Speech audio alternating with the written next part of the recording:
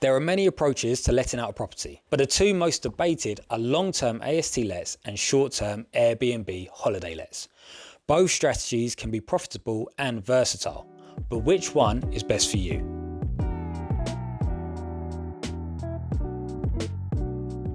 I'm Louis Siaderton. I've been in the property industry for over 16 years, helping investors maximise their property assets. At its core, the biggest difference between the two strategies is the amount of time that the property is leased from the landlord.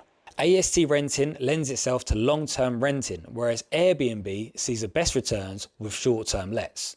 This means that AST is more suited for residential dwellings and an Airbnb is more popular with holiday makers.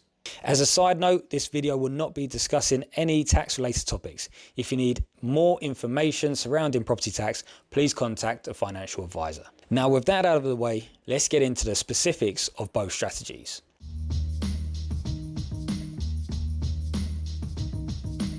Before letting out a property, regardless of whether an Airbnb or an AST, you should obtain an EICR, gas safety certificate and an EPC rating, and follow fire safety regulations. For AST renting, you will need to create a tenancy agreement where you can determine the minimum length of a contract, typically 6 months to a year. The average tenancy duration in 2024 was 924 days, or just over 2.5 years. Airbnb, on the other hand, had an average stay of 8.4 nights in the UK. Unless the annual rent is above $50,000, you can take up to 5 weeks deposit on an AST contract, which must be stored in one of the 3 government-approved schemes. Security deposits on Airbnbs aren't mandatory, but it can be set by a host. A rule of thumb is that the deposit should not exceed 20% of the entire booking cost. Whether you need a licensing will vary depending on a discrepancy of the local authority. In London, for example, many boroughs like Newham, Tower Hamlets and Southwark require landlords to have a licence to let out a property.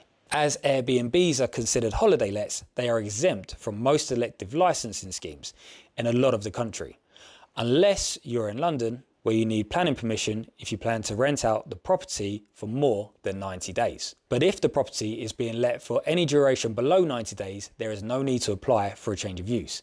This is called the 90-day rule and currently applies to all Airbnb properties in the Greater London area, though this may be extended to different areas in the future.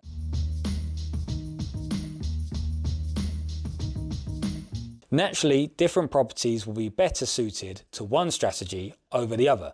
So let's look at how to gauge a property's suitability to these methods. AST lets function primarily as long-term private residential accommodation, whereas Airbnb work better as short-term holiday lets. So the property must reflect this. Most long-term properties are advertised as unfurnished, as tenants are encouraged to provide their own furniture and make the house their own for the duration of the lease period. The tenant also pays council tax and utility bills. The highest yielding Airbnbs let out the property on a furnished basis, which means that all amenities and utilities are paid for. This ensures a greater level of flexibility to the tenant, as all they are responsible for is paying the rent and returning the property in good condition. Depending on the size of the property, AST lets achieve longer rental durations when let to families and couples rather than individuals. Now, because AST contracts grant the tenant security on the length of their occupancy, it is often to the interest of both parties to renew their lease for another fixed period when their initial AST contract ends. Airbnbs attract a different caliber of client. The primary appeal for Airbnbs is their flexibility, so they function like a hotel, where many different people may come and go over the course of the season and stay for a short period of time. Holiday makers, professionals and large groups often choose Airbnb as they offer a much more homely experience than a hotel, often at a competitive price. To achieve the highest rental yields, rental properties should be situated in areas with high demand for housing. To achieve the best possible occupancy rates, you should match the property with the desired demographic. For instance, a studio apartment situated close to a town centre is a great location for long-term AST rental property, as there will be a demand for housing for people who work near the town centre.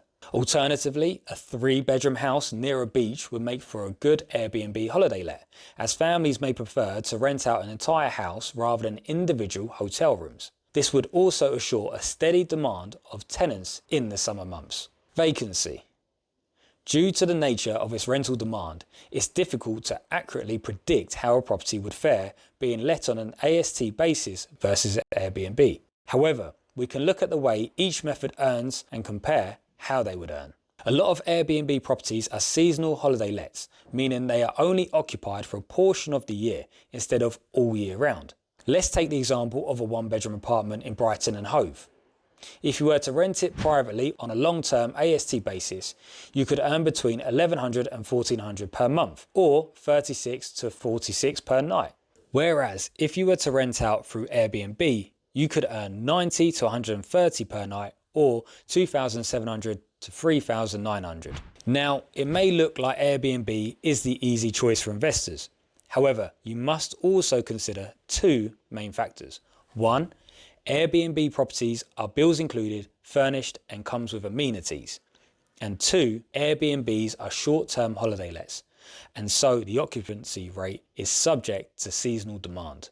These factors mean that Airbnb is often more expensive to operate than a standard residential property and not occupied in a regular fashion, and is subject to large void periods. The main selling point of a long-term AST rentals is that they provide regular steady income given the extreme supply and demand imbalance in the residential property market. Properties in prime locations are likely to be let fast at a competitive price. However, with AST lettings, there are greater tenancy startup costs, which is offset by the fact that the tenants generally stay longer periods of time.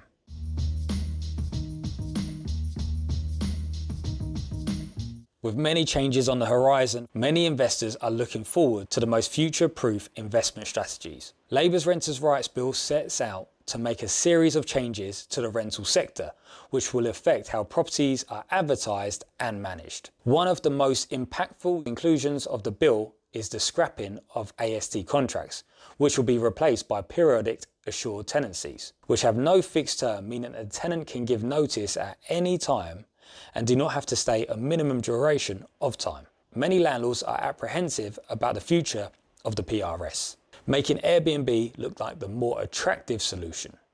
This, paired with the rise of domestic holidays in the UK since the pandemic, means that there is a huge demand for holiday lets in locations like Cornwall and the Cotswolds. We are seeing a detrimental effect on the local housing stock, as already short supply of the housing is being restricted by increased use of holiday lets, which in extreme cases can affect the local communities.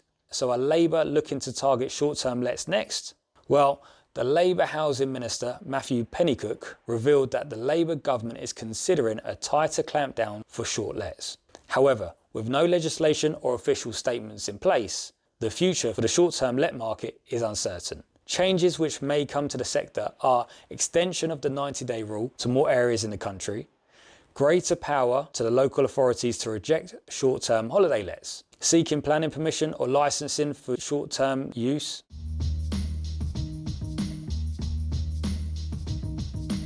After looking at short-term Airbnb lets and long-term AST rentals, you can see that there are lots of differences between the two, and how the location of a property may determine the best course of action. So should you go for a short-term let or a long-term rental? The largest factor should be the supply and demand of the desired area. Granted, not every location will be so easy to read, but stick to the basics. Compare listings on Airbnb to Zoopla and Rightmove, and look at how long each listing has been live, and look at the sources online to determine the demand of an area. Then look at how much time and effort you wish to dedicate to the project. Airbnbs require a lot more work to set up and operate than a standard rental property. Lastly, consider your goals. Your financial objectives should also have a say in your investment strategy. Are you looking for a consistent year-long income or a greater seasonal income? If you got any value from this video, be sure to like and subscribe for more property investment videos just like this. In the meantime, be sure to check our previous video on how to get started in property investment in 2025.